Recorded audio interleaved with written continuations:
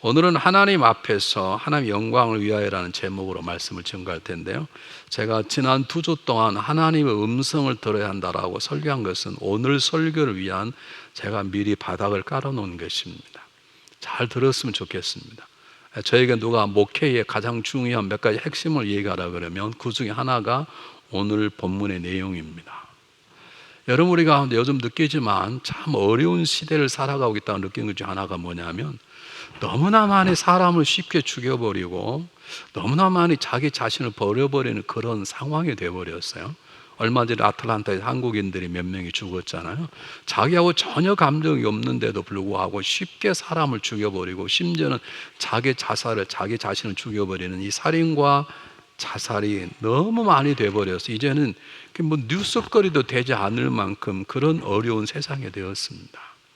이걸 사회학자들이 왜 그러는지 한마디로 말하기가 쉽지 않습니다. 거의 불가능할 것입니다. 그러나 누구나 다 부정할 수 없는 한 가지 이유가 있다면, 이 현대를 살아가는 우리들의 삶 가운데 대부분의 많은 사람들이 자기의 삶, 자기의 생명이 얼마나 귀중하다는 것을 알지 못하고 있기 때문에 그렇습니다. 정말 이 세상에 정말로 귀중한 것이 무엇인지 모르기 때문에 쉽게 사람의 생명을 취해버리고 자기 자신의 생명도 벌어버린 어리석은 행동을 하는 것입니다. 세상에서는 권력이, 세상에서는 즐거움이, 세상에서는 명예와 지식이 최고라고 떠들어대지만 그것이 우리의 삶에 가장 중요한 것이 아닙니다. 여러분, 이 세상에 70억이 넘는 인구가 살아가지만 내가 없다 하면 아무것도 아닙니다. 나를 대신해 살아갈 사람도 없습니다. 인생의 삶에 가장 중요한 건 내 삶이고 내 생명인 것입니다.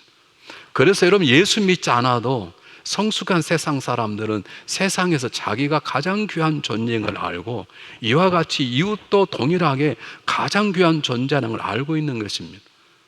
당연히 우리 예수 믿는 사람은 두말할 것이 없는 것이죠. 여러분, 성경 본문은 뭐라고 말하냐면 사도 바울이 너라고 얘기하지 않아요. 너라고 얘기하지 않고 너희라고 얘기하는 거예요. 그 말은 무슨 말이냐면, 저와 여러분, 저도 귀중한 존재이지만 여러분도 귀중한 존재이고, 예수님은 하나님 이것을 우리 함께 묶여서 너희 모두가 귀한 존재라고 말씀해 주고 있는 것입니다. 여러분, 목회할 가운데 가장 목회자가 상당히 어려운 성도가 뭐냐면, 아이 목사님, 저 한 사람 그냥 어떻습니까? 아이 저는 그냥 뭐 열심히 신앙을 하지도 못하고 저는 믿음도 적고 제 헌금도 잘 못하고 그러는데 아이 그냥 저 신경 쓰지 마십시오. 하나님이 다 귀중하다고 그러는데 어떻게 신경을 안 써요? 여러분, 저도 귀중하고 여러분도 귀중, 우리 모두 다 귀중하다는 것이, 그래서 너희라고 단어를 쓰면서 우리가 얼마나 하나님 앞에서 어떤 존재인가를 말씀해 주고 있는데, 미리 말씀드리자면 우리는 하나님께서 만드신 귀한 존재이기 때문에 두 번째, 하나님 앞에서 하나님의 영광스러운 삶을 살아가야 된다는 것입니다. 자, 첫 번째, 우리 정말로 귀한 존재인가? 귀한 존재입니다. 제가 여러분에게 말한 게 아니라 성경이, 하나님의 말씀이 우리가 말씀하시기를 우리는 하나님 것이라는 것입니다. 왜 우리가 귀한 존재를 알아야 되느냐? 내가 하나님 앞에서 얼마나 귀한 존재인가를 알아야 나는 하나님의 자녀다운 삶을 살아가는 거예요. 내가 우리 가정에서 얼마나 귀중한 남편의 아버지인가를 알아야 내 그 가정이 귀한 남편, 귀한 아버지답게 살아가는 거예요. 모르니까 바람피고 엉뚱한 짓 하는 거예요. 여러분, 우리가 하나님 앞에서 얼마나 귀중한 걸 알 때 우리는 하나님의 자녀답게 살아가는 거예요. 학생인 존재가 내가 학생이란 것도 모르고 아무것도 모르니까 학교도 안 가고 엉뚱한 짓 하고 하는 게 아니겠습니까? 여러분, 오늘 성경 본문은 제가 하는 게 아니라 성경 본문을 말합니다. 왜 우리가 귀중한 것인가? 오늘 하나님은 우리 안에 거하시면서 뭐라고 말씀하시냐면, 너는 내 것이다. 너는 너희 것이 아니라 값으로 산 것이니 너는 내 것이다. 저와 여러분은 누구 것입니까? 하나님 것입니다. 왜 우리가 귀한 존재인가? 하나님 것이기 때문에 귀한 존재입니다. 제발 여러분 남편이 좀 못났다고 남편을 무시하지 마십시오. 제발 여러분 아내가 좀 철이 없다고 여러분 아내를 무시하지 마십시오. 여러분 자녀들이 좀 문제를 일으킨다고 지금은 그렇게 보일지 모르지만, 그러나 분명한 것은 그 자녀조차도 하나님 안에서 귀한 존재임을, 왜요? 그 모두가 하나님 것이기 때문인 거예요. 너희 것이 아니라 값으로 샀다는 거예요. 그냥 산 게 아니에요. 보십시오. 이건 한 20년 전, 20년 안 됐네요. 우리 2003년에 이걸 지었어요. 새로 들어왔으니까요. 이제 한 18년 됐네요. 18년 전에 이걸 살 때 950불 주고 샀습니다. 지금 요 앞에 계시는 권사님 한 분이 헌금을 하셔가지고 이걸 950불 주고 샀어요. 지금은 훨씬 올랐습니다. 이걸 950불짜리라고 말합니다. 왜냐하면 950불을 페이했으니까. 저와 여러분은 이 세상에 돈으로 계산할 수 없습니다. 저와 여러분 뭘 주고 샀나요? 예수 그리스도의 피값을 주고 샀습니다. 예수의 피값을 어떻게 계산할 수 있습니까? 우리가 인생을 막 사는 이유는 내가 누군지를 모르는 거예요. 여러분, 이것은 950불짜리입니다. 근데 그냥 950불짜리가 아니에요. 이걸 사는과 동시에 우리는 컨시크레이션 워십, 성별 예배라 그래요.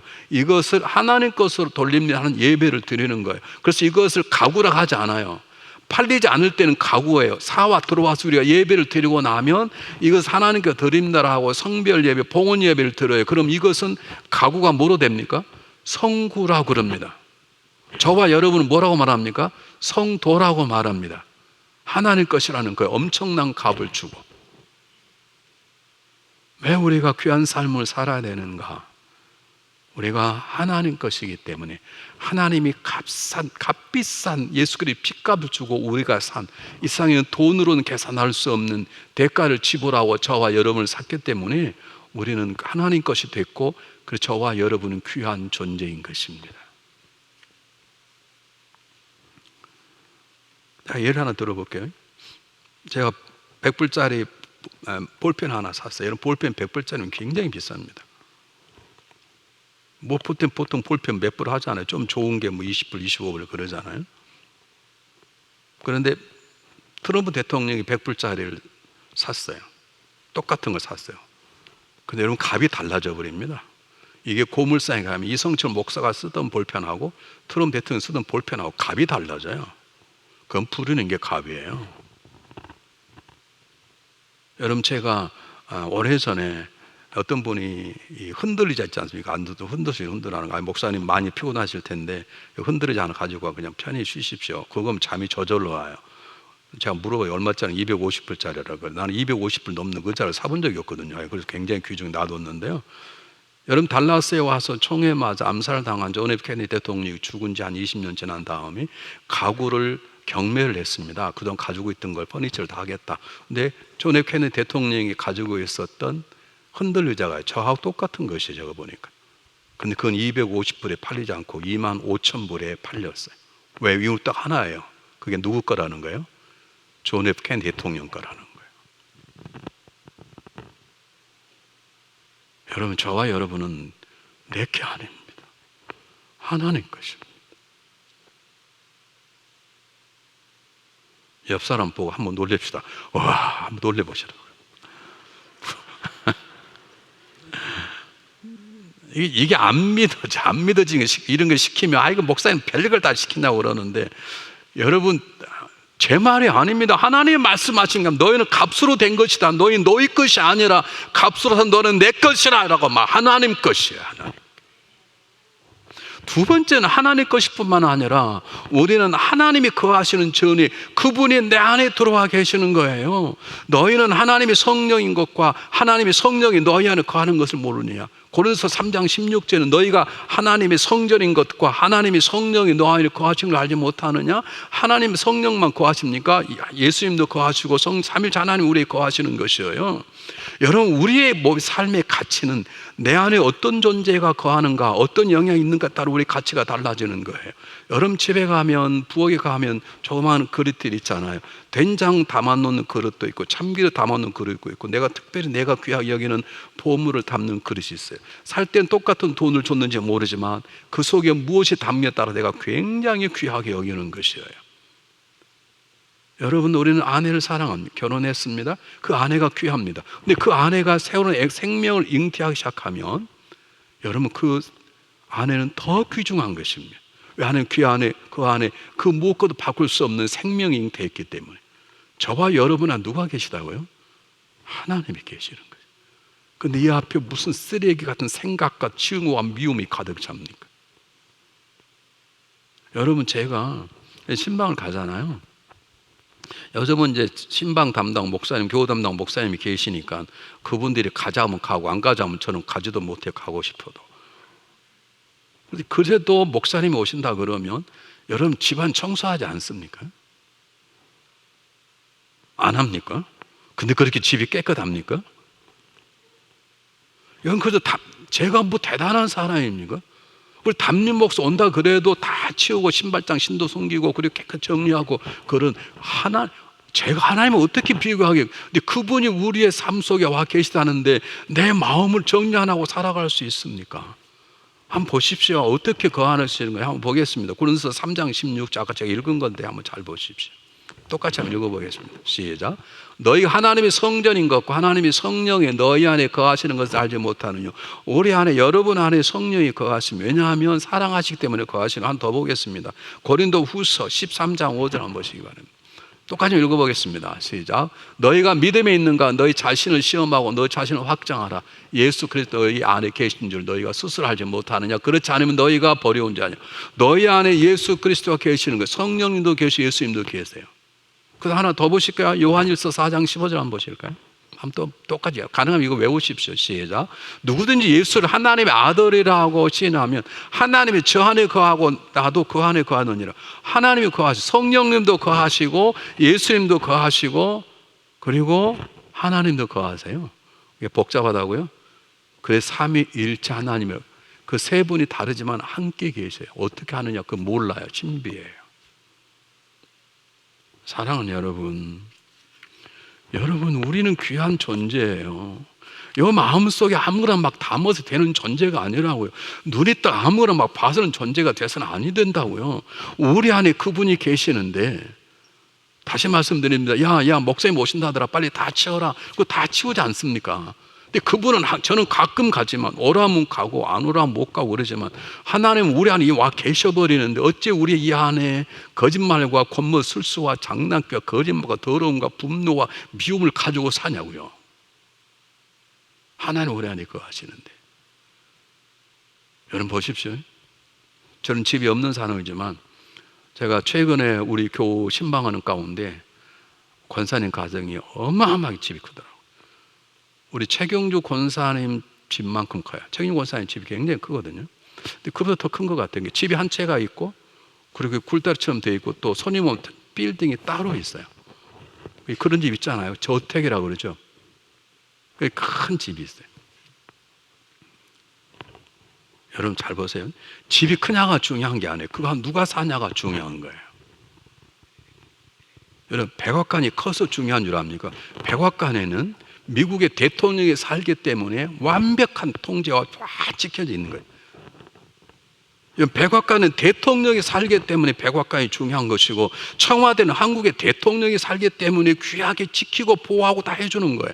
그런데 우리는 하나님과 대통령과 비교할 수는 그분이 우리 안에 계시는데 우리가 얼마나 귀한 존재인가를 여러분 놓쳐서는 안 되는 것입니다. 목회할 때 제일 힘들게 하신 분이 뭔 줄 아십니까? 집사님 기도하셔야 되죠. 그러면 목사님 저 같은 사람 한 사람 기도 안 하면 어떻습니까? 저는 믿음도 없고 11주도 못하고 가끔 교회 나오는데 목사님 저 같은 사람 그냥 내비두십시오. 아니라니까. 여러분 자식이 그러면 좋던가요? 엄마 나 밥도 안 먹을래. 왜? 나 같으면 밥 먹어서 뭐해? 나는 그냥 적당히 살 때 신경도 쓰지 마세요. 내가 집에 들어오든 말든 신경 여러분 그럼 그래라 그러겠습니까?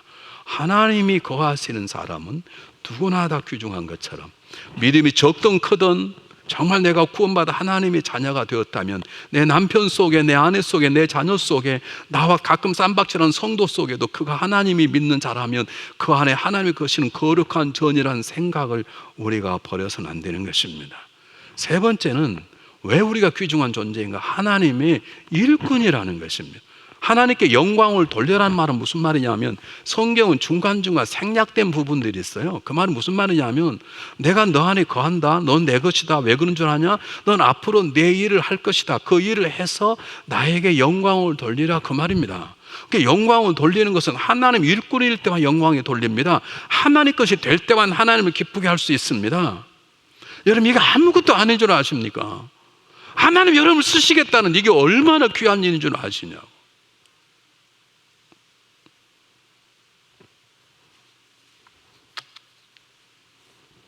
여러분이 이것이 깨달아지고 이것이 우리의 삶 속에 영향을 미치도록 작동이 돼야 되는 거예요. 여러분, 중앙연합교회 담임 목사로 세워졌다는 자리가 힘들고 고통스럽고 때때는 억울할 때도 있고 그러지만 이게 얼마나 영광스러운 자리인 줄 아십니까?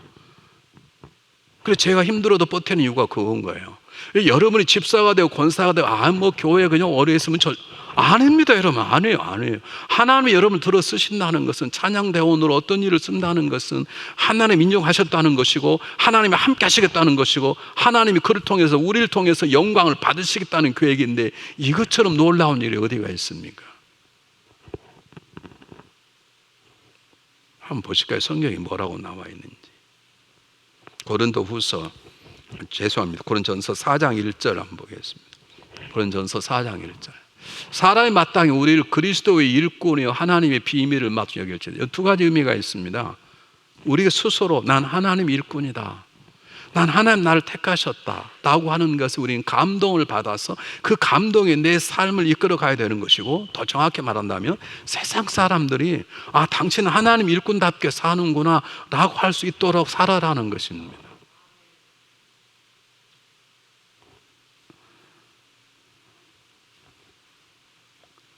여러분 한번 잘 생각해 보셔요. 저희 동네에서 한국에 있을 때 축구팀들이 모여가지고 동네에서요, 동네 대표를 뽑았어요. 그 동네 대표하고 한국 국가대표하고 같습니까? 여러분 다릅니다. 근데 우리는 국가대표가 아니라 하나님의 대표로, 하나님의 사신으로, 그리스도의 편지로 우린 그분의 일꾼으로 뽑힘을 받았는데 이것이 아무것도 아니라면 내가 묻고 싶어. 그럼 여러분에게 뭐가 중요한 것입니까? 아니, 하나님이 여러분을 집사로 세우셨다는, 하나님이 여러분을 권사요 장로요 목회자로 세웠고, 하나님이 여러분을 중앙연합감의 지체로, 그리스도의 크고 작은 몸의 지체로 세우셨다는데 이것이 감동이 안 되면 무엇이 우리의 감동이 되는 것입니까? 무엇이 나를 살고 싶어 하면 되는 것입니까? 여러분을 반주하는 이 반주자가 돈 주고 하는 것은 아닙니까? 돈 내고 하는 거예요. 사실 이 자리가 쉽지 않아요. 세계적인 피아니스트라 여기 될 줄 압니까? 조스미라고 중앙연합감력의 성가대 되어 마음대로 되는 줄 아십니까? 아닙니다. 하나님의 허락함이 없이는 안 되는 것이에요. 한번 보실까요? 고린도후서 3장 3절. 너희는 우리로 말미암아 나타난 그리스도의 편지니라. 하나님 우리를 통해서 하나님의 마음을 세상에 전하기를 원하는 거예요. 아니, 하나님은 직접 전할 수 있으세요. 하나님은 다른 사람 마음속에 내가 너를 사랑한다 할 수 있는데, 하나님 나를 통해서 그 사람에게 하나님 당신을 사랑해 그걸 보일 수 있도록 나를 사용하시겠다는 거예요. 이런 영광스러운 존재, 이런 영광스러운 자리가 어디가 있습니까? 여러분 표정이 왜 근데 막 목사님 화내고 설교하지? 화낸 거 아닙니다. 목소리 좀 크게 할 뿐이지. 제 좀 눈이 커서 크게 뜨니까 화낸 것 같은 전혀 아니고요. 한번 하나 보실까요? 고린도후서 5장 20절 한번 보겠습니다. 한번 잘 보십시오. 여러분은 우리가 그리스도의 대신하여 사신이죠. 그리스도의 사신이 뭡니까? 그리스도의 사도입니다. 대사입니다. 우리는 대한민국의 대사로 워싱턴에 와 있는 것도 영광스러운 것이지만 우리는 천국 하늘나라의 대사로 이곳에 와서 예배드리고 집사, 권사, 장로, 목사의 사역을 감당하는 것입니다. 이게 어찌 잠이 올 일입니까? 제가 이 교회 올 때요, 이 교회에서 오라고 연락이 왔어요. 왔으면 좋겠다고 정인경 목사님이 연락이 왔어요. 잘 이 교회 오고 싶지 않았습니다. 왜냐하면 웨이코라는 곳이 텍사스에서는 교육 환경으로는 최고로 좋습니다. 거기에 침례기 가장 좋은 베일러 대학이 있고 국민학교가 몇 개가 있는데 웨이코가 굉장히 부자들이에요. 그래서 사립학부 있고 학교가 굉장히 좋습니다. 저기 플로리다에 있는 디즈니월드가 웨이코에 들어오려다가 부자들이 반대해서 못 들어 굴러 간 거예요. 이 부자들이 굉장히 많아요. 그래서 그곳에서 교회가 그래도 한 80명 모이고 이 교회는 그때 50명쯤 모였고, 그래서 제가 기도를 했습니다. 그래서 제가 그러면 저에게 일주일만 시간을 주시면 제가 기도해 보겠다고. 그리고 집사람 기도했는데 월요일날 기도해도 안 가야 되겠다. 화요일 기도해도 안 가고 목요일날, 금요일 딱 기도한 하나님께서 가라고 딱 마음을 주시는데요. 하나님은 그냥 우리의 마음을 주시는 게 아니에요. 가라고 주심 동시에 설렘이 있는 거예요. 야, 그러니까 어떤 일이 벌어질까? 하나님의 가시는 놀라운 역사가 일어나야 되겠다. 제가 안 가겠다고 생각한 중에 하나가 뭐냐면, 대단히 죄송합니다. 제가 그 전에 그 박기성 목사님 계실 때 그곳에 가봤거든요. 목사관이 조그마한 방 두 개가 있고요. 실어도 없고요. 옛날 아시죠? 이렇게 가스가 나와서 벽돌에 있는 그 벽난로를 띄어가지고 온다는 게. 요즘 말로 하는 에어컨디션 히터가 없고요. 그 옛날 수십 년 전은 미국의 독립전에 썼던 거 그런 거예요. 그리고 마루가 있는데요. 이 목사님 거실에 마루가 다 이렇게 빠져가지고 밑에 요만큼 땅 했더니 밑에 다 보이는 거예요. 그래서 내 생각할 때, 야, 우리 애들 키워야 되는데 이제 애들이 1살, 3살인데 어디 거기 가서 키우냐? 그런 걱정도 사실 있었어요. 그래서 안 가겠다고 그랬는지 몰라요. 그런데 금요일 하나님 저에게 응답을 주시는데 이게 막 기대가 되는 거예요. 그 교회에 가면 무슨 일이 일어날 것 같은 거예요. 하나님 그 마음을 함께 주시는 것이에요. 일꾼이기 때문에. 참 놀라운 것을 딱 와서 봤더니 어떻게 알았는지 그 군복 뻥뻥 난 마루를 다 메꾸고 카페트로 다 바꿔 다셨더라고요. 교인들이. 여러분들은 그랬냐고 아멘도 안 하시고 뭐 남이 잘된 꼴을 못 보시는 것 같아요. 하나님이 저를 하나님의 사신으로 세우니까 갈 만한 능력을 주실 뿐만 아니라 일할 수 있도록 길을 열어, 제 걱정했던 것들이 싹 없어져 버렸어요. 저를 데리러요 김갑수 장로님이 큰 밴을 가지고 오셨어요. 짐을 싣고 얼마나 빨리 가버리시는지, 난 쫓아가느라 얼마나 고생했는지 몰라요. 가면서 마음속에 이렇게 기도했습니다. 하나님, 제 목회가 이렇게 길이 열리게 하소서. 여러분 믿으십시오. 하나님 여러분을 쓰십니다. 아멘. 하나님 쓰시면 쓰실 만한 능력과 지혜와 모든 걸 주십니다. 믿으시기를 바랍니다. 자, 그러면 중요한 것이 뭐냐면, 우리가 하나님이 하나님 것이고 내 안에 하나님이 계시고 그리고 하나님 나를 일꾼으로 세우셔서 하나님의 영광을 받으시겠다는 거예요. 그럼 우리가 어떻게 살아가야 되느냐? 여러 가지 있는데 4가지만 얘기하려고 합니다. 제가 아무리 설교를 준비했다가 몇 개 지웠어요. 왜냐하면 이 설교 시간에 다 할 수 없었어요. 그래서 제가 4가지만 요약해서 성경 본문에서 말씀드리겠습니다. 첫 번째 중요한 것은 하나님 앞에서 살아간다는 이식을 버리지 마십시오. 오늘 성경 본문이 뭐냐면 하나님이 너 안에 계시겠다는 거예요. 하나님이 너 안에 거하신다는 거. 너는 하나님의 성령이 전인 줄 모르느냐? 하나님 너 안에 계시다는데, 여러분 잘 보십시오. 하나님 작으신 분이 아니시죠. 하나님 내 안에 계시면 동시에 내 밖에 계십니다. 그러므로 우리가 살아갈 때 내가 좀 하나님 것답게 살아가려면, 내가 하나님의 거하시는 전으로 살아가려면, 내가 하나님의 일하는 일꾼으로 하나님께 영광 돌리는 삶을 살아가려면 무엇을 하든 하나님 앞에서 그분이 보고 계신다는 의식을 가지고 말하고 행동하고 살아가야 되는 거예요. 물론 이게 쉽지 않아요.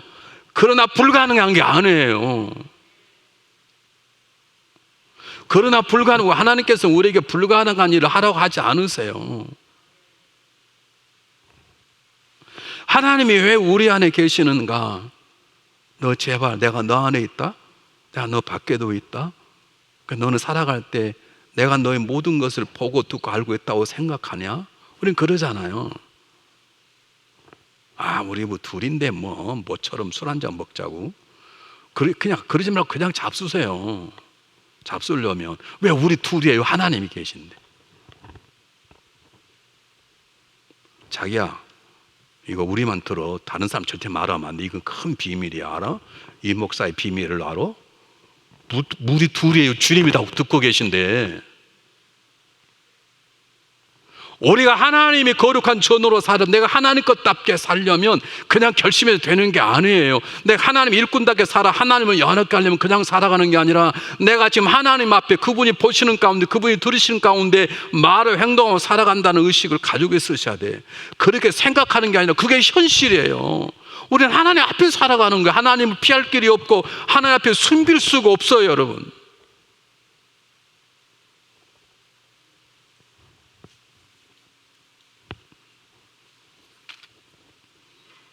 여러분, 세상 사람들은 사람만 안 본 별짓 다 해요. 우리 하나님이 계신, 하나님을 안 믿는 사람은 하나님 보든 말든 관심이 없으니까, 하나님을 안 믿는 사람은, 살다가 지옥 갈 사람은 사람만 안 본 별짓 다 할 수 있지만, 우리는 사람이 안 봐도 주님이 내 안에 계시고 내 안에 계시고 다 듣고 보고 계시는데, 여러분, 우리는 하나님을 피할 수도 없고 하나님 앞에 숨길 수도 없고 우리는 내 삶을 감출 수도 없어요.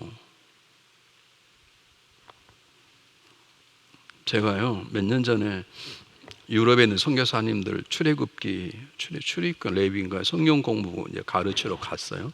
성경 공부 잘 끝나고 돌아오는데 모처럼 유럽을 가서 몇 년 만에 유럽을 갔으니까 그냥 올 수는 없고, 그래서 제가 이틀을 날을 잡아서 그 해가 종교개혁 499주년이었습니다. 다 공사를 하고 있더라고요. 그 다음 해가 종교개혁 500주년입니다.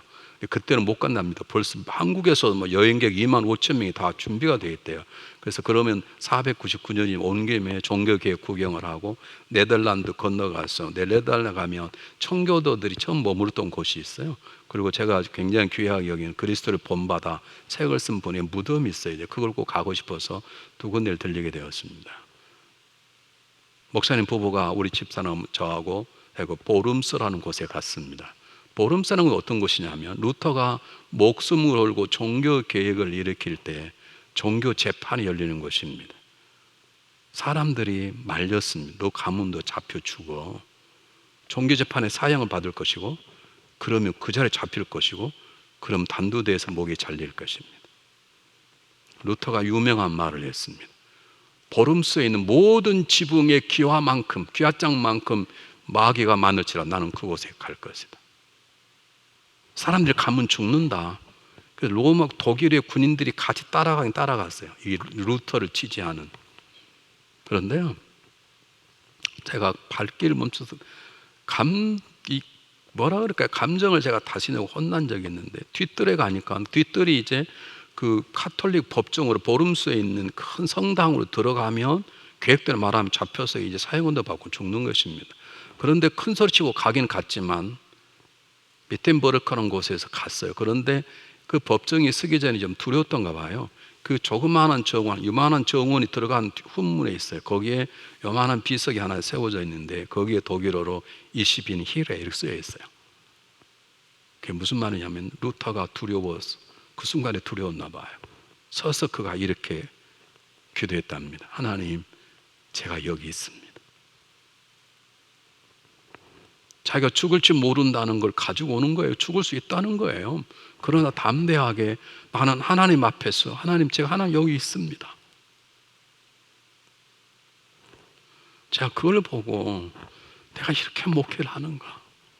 내가 사람들에게 잘 보이려고 조심은 하고 달라스에서 좋은 목사라고 소문 달려고 내가 노력하고는 있지만, 내가 정말 하나님 제가 여기 있습니다.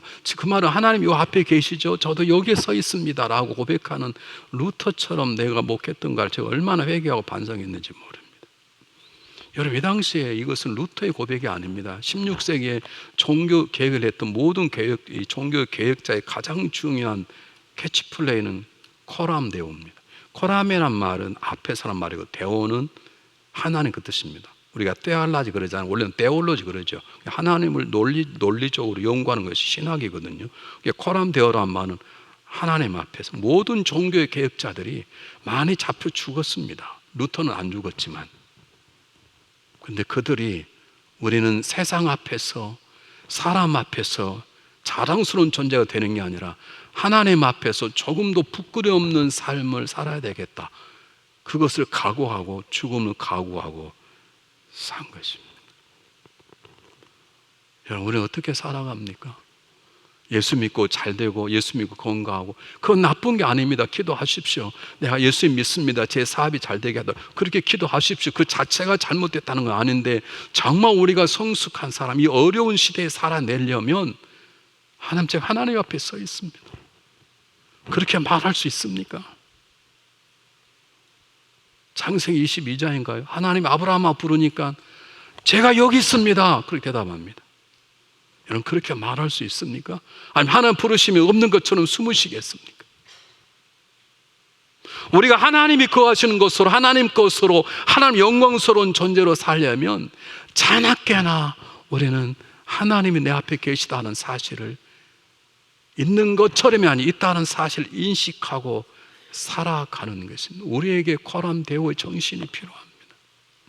우리는 사람, 지금도 우리는 집사의, 권사의, 장로의, 목사이지만 우리는 사람만 안 보면 별짓 다 하고 이 사람 욕하고 저 사람 욕하고 이러면 그러지 않습니까? 여러분 성경을 잘 보십시오. 요셉이 왜 위대합니까? 요셉이 17, 18에 팔려가서 얼마나 힘들고 어렵겠습니까? 얼마나 피가 끓었겠습니까?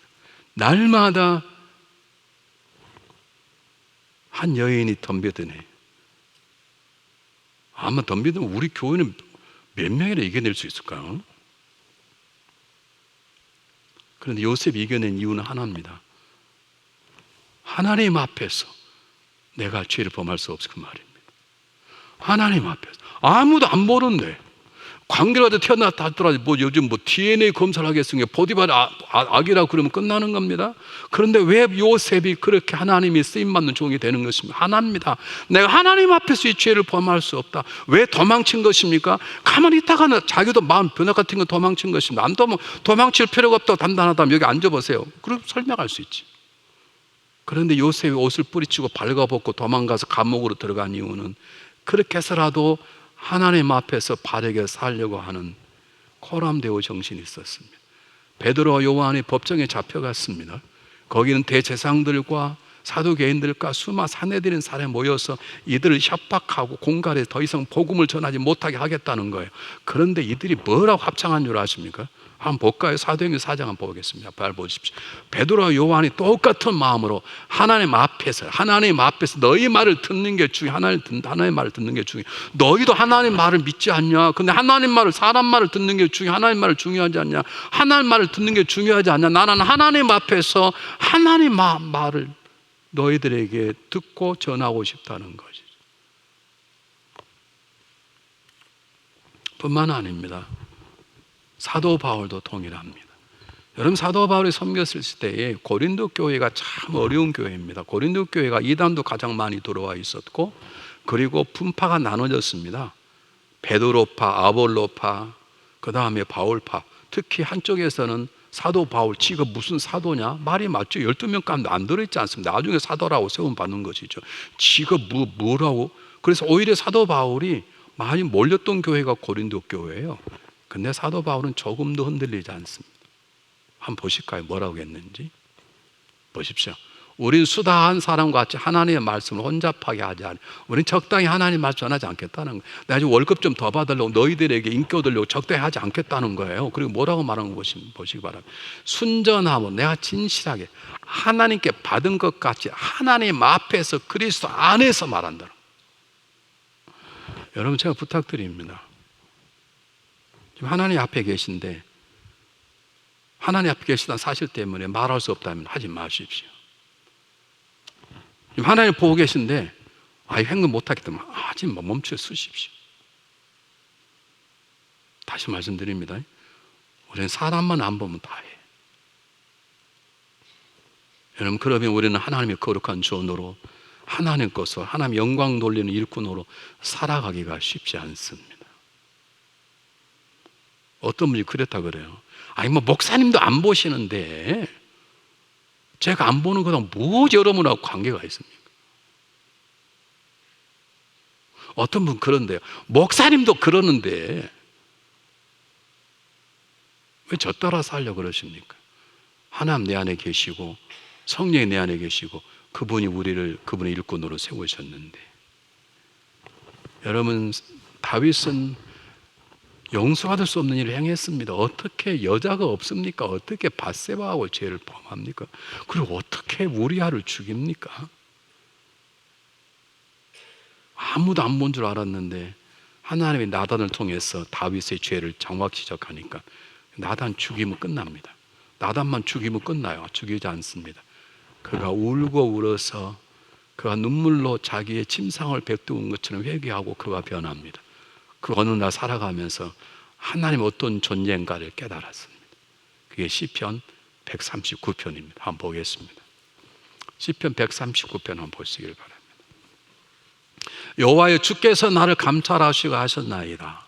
주께서 나의 앉고 일어서심을 아시며 멀리서도 나의 생각을 통촉하시오며 나의 길과 눕는 것을 감찰하시며 나의 모든 행위를 익히 하시오니 여호와여, 내 혀의 말을 알지 못하는 것이 하나도 없으시니이다. 여러분 성도에게 전화해서 알아? 이건 당신만 알고 있어. 요즘 이런 문제가 있대. 요즘 그 장로님 이런 문제에 대해, 요즘 목사님에게 이런 문제가 있대. 여러분 그렇게 하지 마십시오.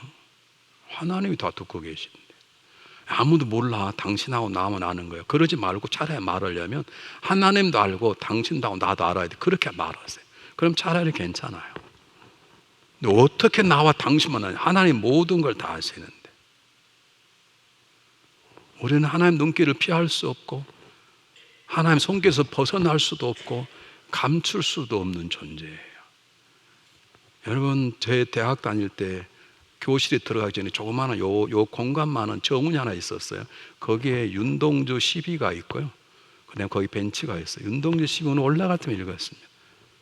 하늘을 우러러 한 점 부끄럼 없기를 입새 부는 바람에도 괴로워했다. 그 하늘을 우러란 말은 무슨 말입니까? 이 사람 믿음의 사람이거든요. 나는 하나님 앞에서 부끄럼 없는 삶을 살려고 노력했다. 세상 사람은 사람 앞에 살려고 그러고 세상 사람은 세상 속에서 바르게 살려고 그러고 그거 중요한 것이죠. 더 중요한 건 하나님 앞에서 나는 부끄럼 없는 삶을 살기 위해 조그마한 스쳐가는 바람 소리에도 하나님 날 나무라시는가? 그렇게 받아들였다는 거죠. 여러분 요한 웨슬리 목사님 어떤 목사님이십니까? 이분은 하루에 3번입니다. 하루에 3번 하나님 앞에서 7가지를 물었어요. 나는 항상 정말로 비겁하게 적당히 정말 열심히 기도하고 있는가? 나는 정말로 나는 기뻐하고 있는가? 나는 정말로 감사하고 있는가?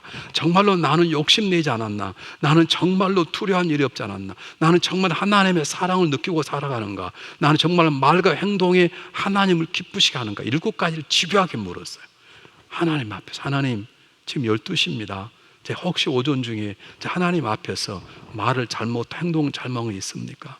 하나님 제가 기도하는 마음으로 안 하고 그냥 적당히 한 게 있습니까? 하나님 제가 기쁨으로 일하지 않은 마음, 제가 혹시 두려움 가운데 사로잡힌, 하루에 3번씩 물었대요. 제가 해보려고 했어요. 잘 안 되더라고요. 겨우 잠자기 전에 겨우 아침에 새벽기도 와서 하나님 제가 어제 이렇게 살았습니다. 아시죠? 저도 한번 해보려고 해봤는데 잘 안 돼요. 이 요한 웨슬리 목사님은 3번 정확한 시간을 정해서 7가지를 물었어요. 하나님 제가 하나님 앞에서 기도하고 지금 살아가고 있습니까? 하나님 제가 하나님 앞에서 기뻐하는 마음으로 살아갑니까? 내 하나님 앞에 지금도 감사하고 있습니까? 혹시 내가 두려운 마음이 없었습니까? 내 말과 행동이 하나님 기쁘지 않은 것이 있었습니까?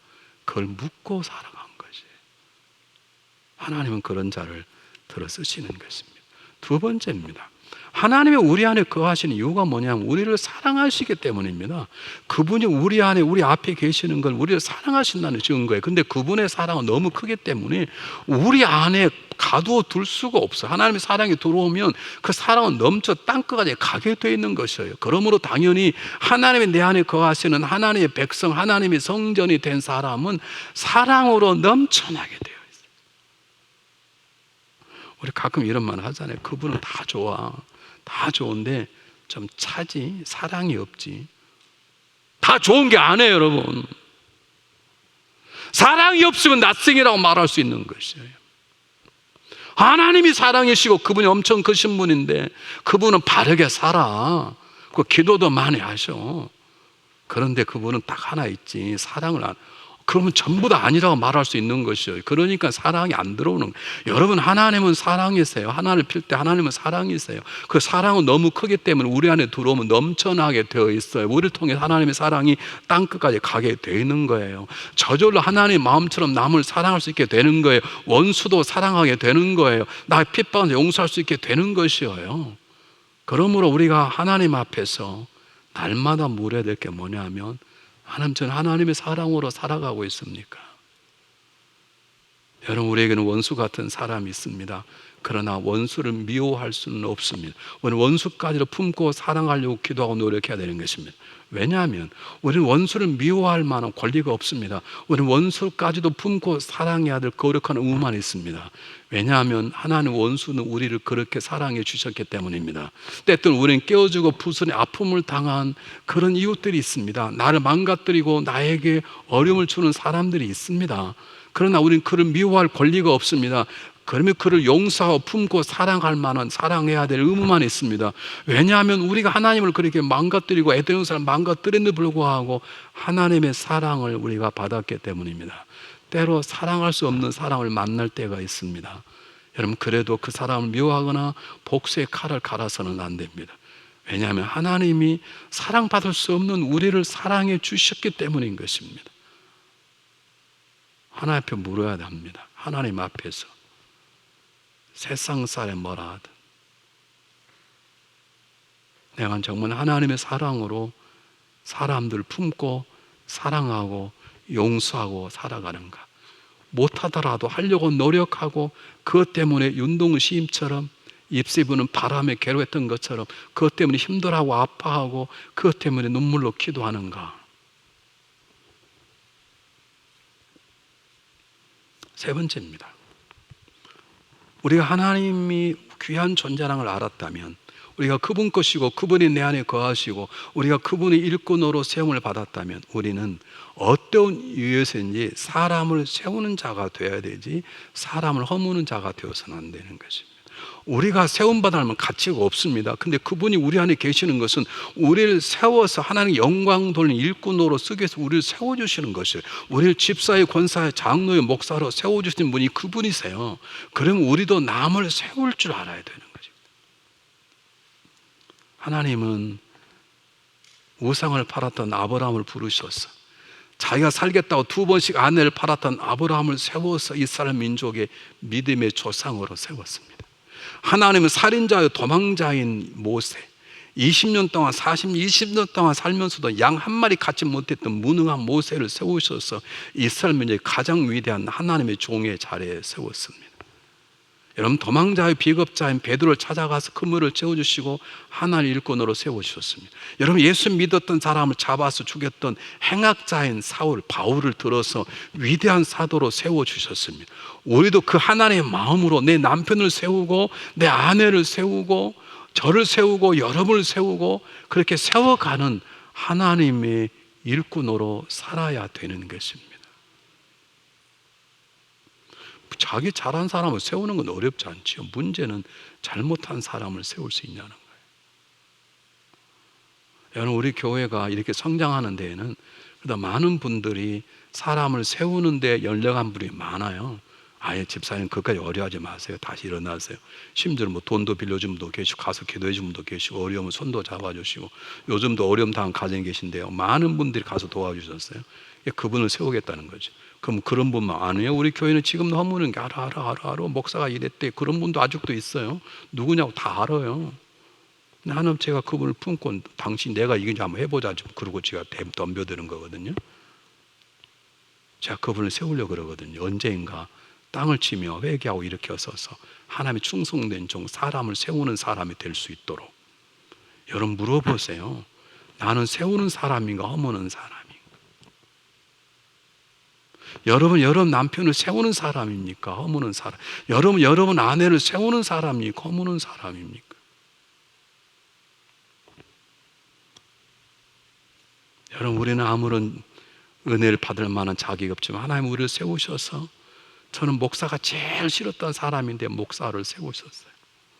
저는 죽었다 깨도 목사 안 하겠다는 사람인데 살아서 목사하게 하나님이 세우셨어요. 제가 그래서 여러분을 세우려고 그러는 거예요. 이럴 때는 아멘 해야 뭐가 맞지. 그래서 전 여러분을 세우시려고 그러시는 거예요. 가끔 제 앞을 가로막고 저를 욕하고 그래도 여러분을 세우시려고 그래요. 내가 누군지 다 아는데. 5번째, 가장 중요한 것은 그분이 우리 안에 거하시는 것은 우리를 사랑해서 거하시기 때문에 사랑의 사도가 되어야 되지만, 하나 우리 안에 거하시는 것은 우리를 하나님 일꾼으로만 쓰려는 게 아니라 우리와 친밀한 관계를 갖기 원하시는 것이에요. 우리가 하나님을 위해서 일하는 것보다 하나님과 먼저 친밀한 관계를 맺기를 원하는 거예요. 요한계시록 3장 20절에 보면 볼지어다 내가 문밖에서 두드려 누구 내 음성을 듣고 문을 나는 그에게로 들어가 그로 더불어 먹고 그런 나로 더불어 먹으리라. 이 먹다는 말은 그냥 밥을 먹는 뜻이 아닙니다. 그것은 저녁밥을 말합니다.